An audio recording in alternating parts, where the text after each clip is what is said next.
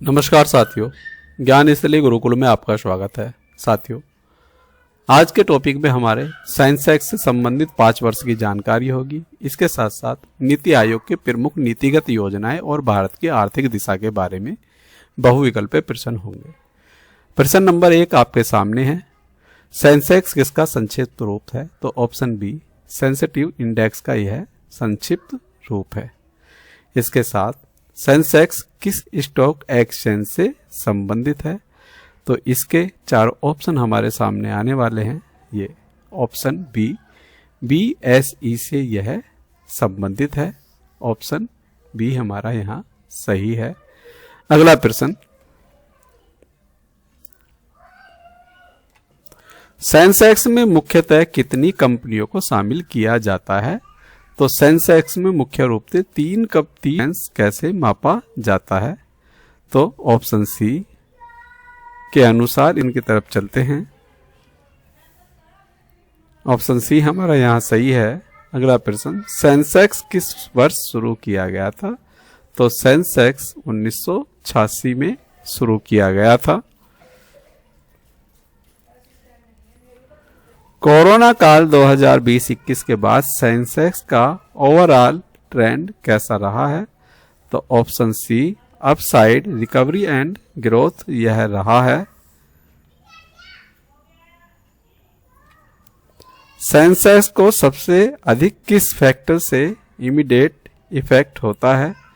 तो सबसे ज्यादा option C market sentiment, news और फॉल्स एक्टिविटी से सबसे ज्यादा इफेक्ट होता है। अगला प्रश्न, 2022 में सेंसेक्स में तेज गिरावट किस वजह से प्रमुख रूप से आई? तो रसिया यूक्रेन वार के अनुसार सबसे ज्यादा और प्लस ग्लोबल इन्फ्लेशन के कारण यह गिरावट आई है। इलेक्शन ईयर्स ऑफ सेंसेक्स सामान्यतः होता है। ऑप्शन सी एक्स्ट्रा वोलेटाइल रहता है।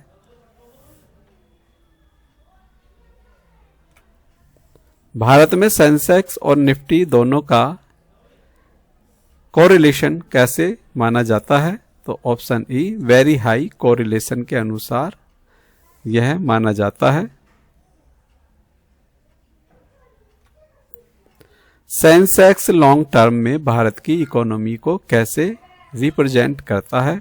तो option B mix but stronger long term growth के अनुसार यह करता है।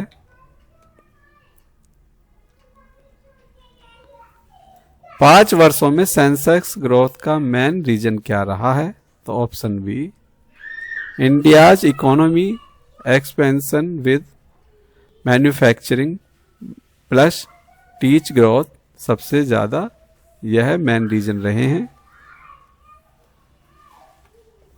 सेंसेक्स किस प्रकार का इंडेक्स है?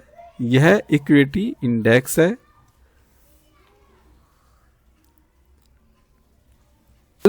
का सेंसेक्स पर इंपैक्ट कैसे होता है? तो शॉर्ट टर्म हैवी इंपैक्ट इसमें होता है।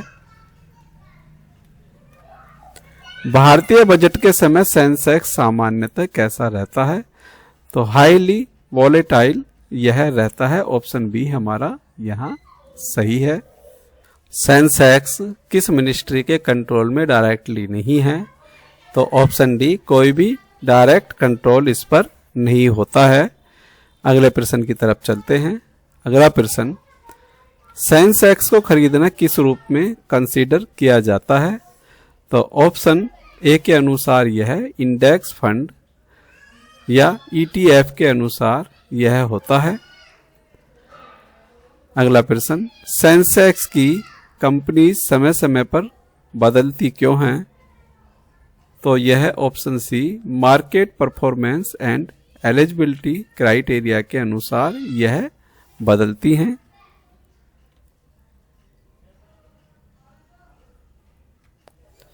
2023 में सेंसेक्स ने किस प्रकार का ब्रॉड ट्रेंड दिखाया था? सेंसेक्स का प्राइमरी पर्पस क्या है? तो option C, stock market performance का मेजर करना इसका पर्पस होता है। फॉरेन एक्सचेंज रेट बदलने से हमारा यहां सही है।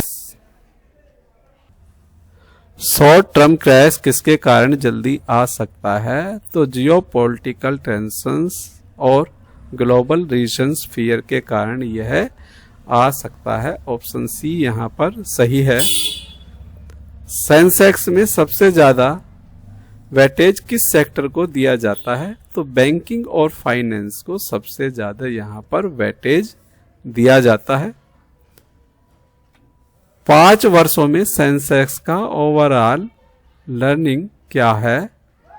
तो 5 वर्षों में option A, short term fear, long term strength यह रहा है।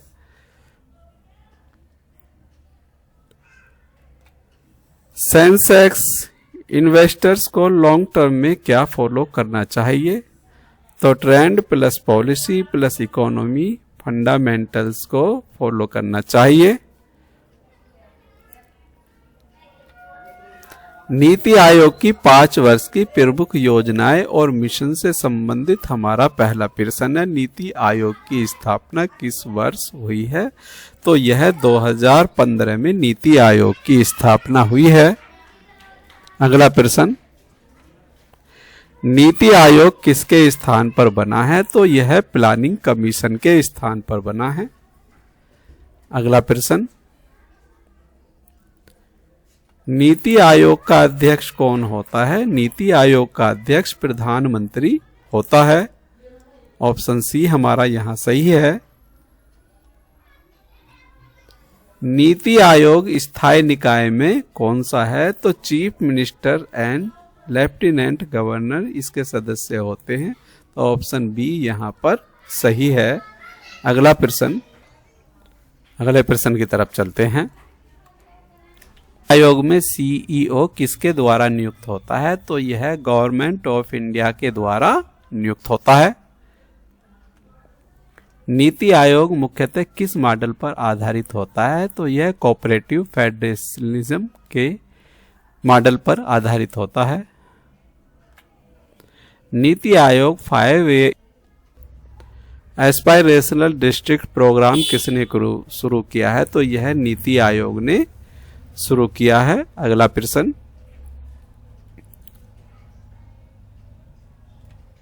एस्पायरेशनल डिस्ट्रिक्ट मॉडल कितने डिस्ट्रिक्ट्स पर लागू होता है? तो यह 112 डिस्ट्रिक्ट्स पर लागू होता है। अटल इनोवेशन मिशन किससे जुड़ा है? तो अटल इनोवेशन आपके स्टार्टअप एंड इनोवेशन इकोसिस्टम से यह जुड़ा है। अगला प्रश्न,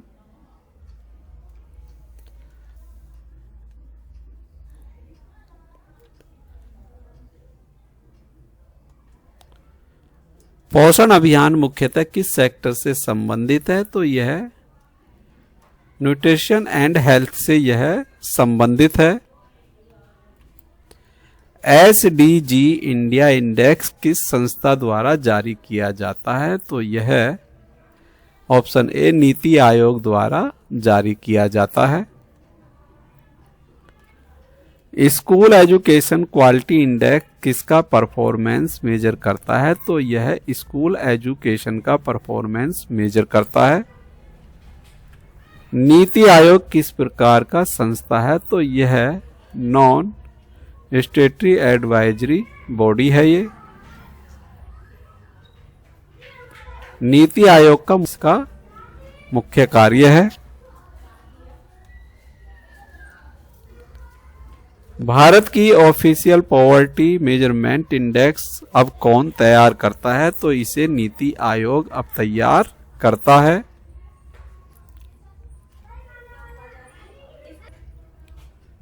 मल्टी डायमेंशन पॉवर्टी इंडेक्स किन डायमेंशंस पर आधारित होता है? तो ऑप्शन सी, हेल्थ, एजुकेशन और स्टैंडर्ड ऑफ लिविंग पर यह आधारित होता है।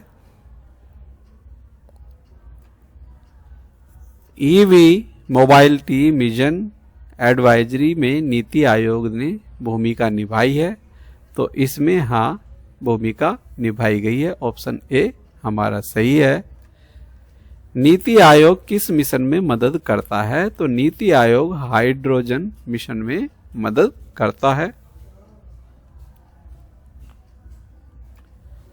नीति आयोग कौन सा इंडेक्स अर्बन एरियाज के लिए भी पब्लिश करता है? तो option B SDG urban index के लिए यह पब्लिश करता है।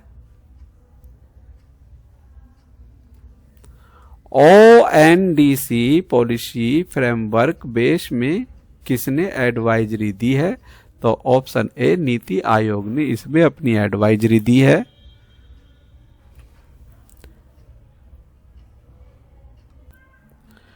लोकली स्टेशन ऑफ एसडीजी का मुख्य कॉन्सेप्ट क्या है? तो ऑप्शन बी गोल्स को स्टेट एंड डिस्ट्रिक्ट लेवल तक लागू करना इसका मुख्य उद्देश्य है। नीति आयोग डाटा मॉडल किस बेसिस पर अधिक चलाता है या चलता है? तो रियल टाइम डेटा बेस पर यह मॉनिटरिंग करता है।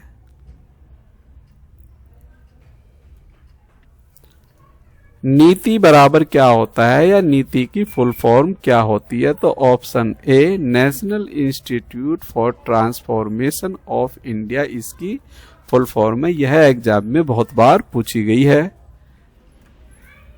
इंडिया में कोऑपरेटिव फेडरलिज्म को किसने बढ़ावा दिया? तो सबसे ज्यादा नीति आयोग ने इसको बढ़ावा दिया है।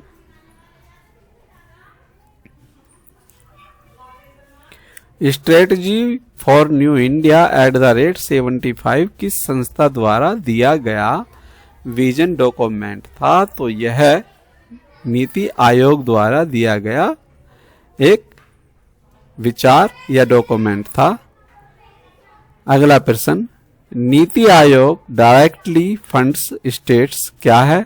तो ऑप्शन ए इसमें नो डिस्ट्रिक्ट फंडिंग रोल, इसमें ऑप्शन ए हमारा सही है। नीति आयोग में कौन शामिल नहीं होता है? तो चीफ जस्टिस ऑफ इंडिया इसमें शामिल नहीं होता है। बाकी पीएम, सीएम और लेफ्टिनेंट गवर्नर ये तीनों इसमें शामिल होते हैं। प्लानिंग कमीशन में नहीं था पर नीति आयोग में आया मॉडल क्या है? तो इसके लिए ऑप्शन सही क्या होगा? तो B competition plus ranking based performance.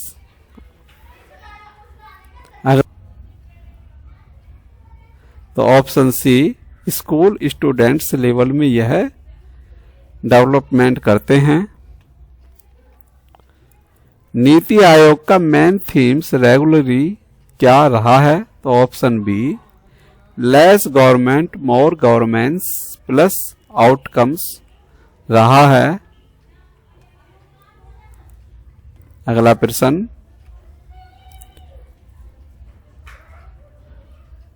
Nutrition indicators assignment किस प्रोग्राम में लिंक्ड है? तो यह हमारा ऑप्शन बी पोषण अभियान में यह लिंक है। एस्टिमेशन में यह काम करते हैं। भारत की लॉन्ग टर्म विजन डॉक्यूमेंट्स कौन तैयार करता है? तो इसको नीति आयोग तैयार करता है। नीति आयोग किस प्रकार की इकोनॉमिक्स को बढ़ावा देता है? तो option A market plus district level ranking model किस प्रोग्राम का हिस्सा है? तो यह option B aspiration districts program का यह हिस्सा है। अगला प्रश्न, इंडियन गवर्नमेंट्स में पॉलिसी थिंक टैंक कौन है? तो ऑप्शन सी यहां वर्तमान में नीति आयोग है।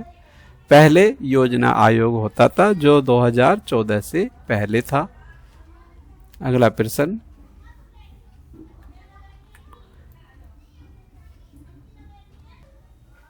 नीति आयोग का एसडीजी इंडेक्स किस ग्लोबल टारगेट ईयर पर आधारित है? तो यह 2030 पर आधारित है। 2030 को ध्यान में रखकर नीति आयोग काम कर रहा है। नीति आयोग का कोर बेनिफिट मॉडल क्या कहलाता है? तो option B outcome based governance कहलाता है ये।